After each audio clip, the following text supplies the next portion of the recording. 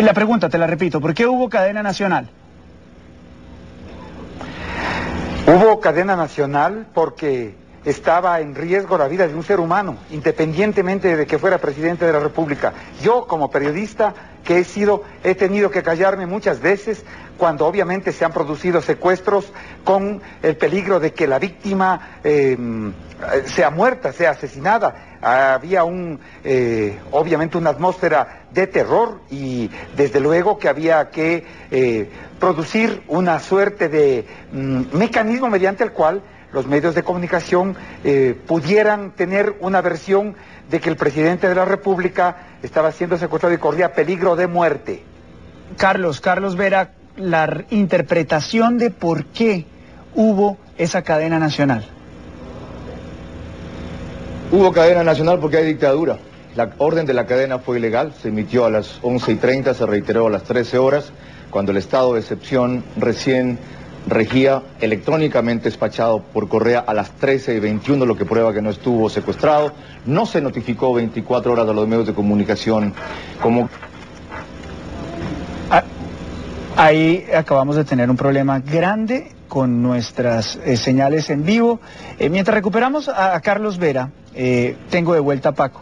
Paco, Carlos, mientras nos estaba intentando explicar su punto, y que lo entiendo bien, él cuestiona la legitimidad legal de esta orden de suspender las comunicaciones de los demás medios de comunicación y enlazarlos. ¿Tiene razón, Carlos, en levantar esas banderas rojas en el procedimiento legal?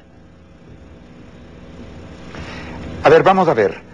Existió un coartamiento de la libertad de expresión por los policías amotinados. Aquí en la asamblea, donde yo soy asambleísta, a la periodista Ana María Cañizares de Teleamazonas le sacaron empellones de la cobertura de la asamblea. Al periodista Eduardo Córdoba de Ecuador Televisión le sacaron empellones los policías amotinados. Al periodista Hernán Higuera de la cadena Ecuavisa le sacaron empellones arriba en el hospital policial. Es decir, la primera agresión a los periodistas y a la libertad de información ocurrió por parte de los policías amotinados. Pero repito, la legitimidad moral de que corría peligro la vida de un ser humano que estaba secuestrado, que corría peligro de muerte. Las grabaciones de las radiopatrullas dicen: hay que matar a ese hijo de P de Correa. Dan cuenta de que había una voluntad de matar al presidente de la República. Esa es una situación de emergencia que podría justificar ese tipo de medidas. Paco, pero aquí hay dos cosas que no entiendo. ¿Por qué, si ocurrió lo que usted dice aquí en nuestras cámaras, que sacaron empellones de la asamblea varios reporteros de otros medios de comunicación, no dejar que ellos lo cuenten al público y que la gente tome su propia decisión al respecto? ¿Por qué cerrar la vía de comunicación de que esos propios periodistas digan qué fue lo que pasó? Yo creo que ahí no se ha cerrado, están abiertas las posibilidades para que los periodistas expresen los testimonios de lo que ocurrió ese día. En las investigaciones de la Fiscalía van a dar cuenta de los responsables materiales e intelectuales de esa intentona golpista, pero hay un tema fundamental aquí, que es que corre peligro de muerte a la vida de un ser humano. Usted, como periodista, sabe que tiene que callarse muchas veces si es que tiene información con respecto a la vida de un secuestrado. Creo que ahí hay una legitimidad moral en torno a una medida tomada que puede ser considerada dura. Pero ahí tampoco hay mucha coherencia, porque en el momento más álgido de esto, que es el intercambio de disparos frente al hospital, es algo que está siendo transmitido, es algo que está en los medios de comunicación. O sea, si se trata de limitar la información para evitar que haya mayores desmanes, ¿cómo explicar que sí hubo posibilidad de ver el intercambio de disparos, que es lo más álgido? El intercambio de disparos se produce inmediatamente después de que es liberado el presidente de la República. El intercambio de disparos se produce y muestra y evidencia la capacidad de fuego, la capacidad letal que tenían esos malos policías. Con todo el respeto, el intercambio de disparos se da para la liberación del presidente. No lo digo yo, está al frente en las cámaras. O sea, hay que ser aquí completamente estrictos con la realidad. El intercambio de disparos salió en la televisión ecuatoriana y nosotros aquí en CNN lo transmitimos. Eso es un acto de violencia reprobable, sí, pero estaba abierto a la televisión normal. Mi pregunta es muy sencilla, ¿por qué no de la misma manera que se ve lo más álgido de todo esto, no se muestra, no se permite que los medios de comunicación lo transmitan en su momento?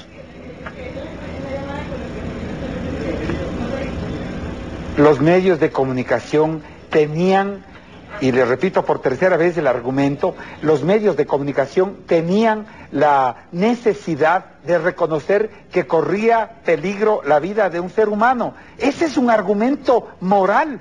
Carlos, quiero comenzar este segmento contigo preguntándote por qué los medios de comunicación tienen tanta dificultad en Ecuador con la presidencia del presidente Rafael Correa.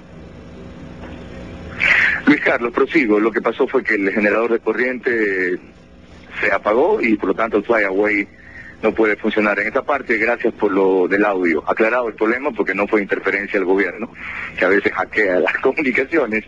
La razón se debe a que hay un tipo que no entiende otra forma de libertad que la que él concibe, que declaró en su informe a la Nación del 2009 textual: no descansaré hasta destruir a la prensa corrupta, que ha sido en estos 3 años nuestro principal enemigo. Entiéndase por corrupta la que no se le somete, es decir, la libre e independiente. Y en acatamiento a esa filosofía, un funcionario de tercera jerarquía y otro de cuarto ordenaron esa fecha de una cadena que, como lo acaba de admitir el asambleísta, es ilegal, porque solo alcanza a decir que es legítima, para defender la vida de un ciudadano que puso en riesgo la de otros al ordenar matarse entre sí para sacarlo de un sitio en donde no estaba secuestrado y que se quería proteger su vida y la de otros. Lo que tenía que haber hecho es ser coherente con su política de siempre. Él ha dicho que no iba a negociar con medidas de hecho. Ese día perdió su temperamento y su control, no confió en la inteligencia que él debió haber rearmado hace 30 meses y se dirigió a provocar un motín policial que luego quiso presentar como un intento de golpe de Estado. Carlos, también aquí tengo yo que ser como abogado del diablo y tengo que hacerte las preguntas correspondientes a ti.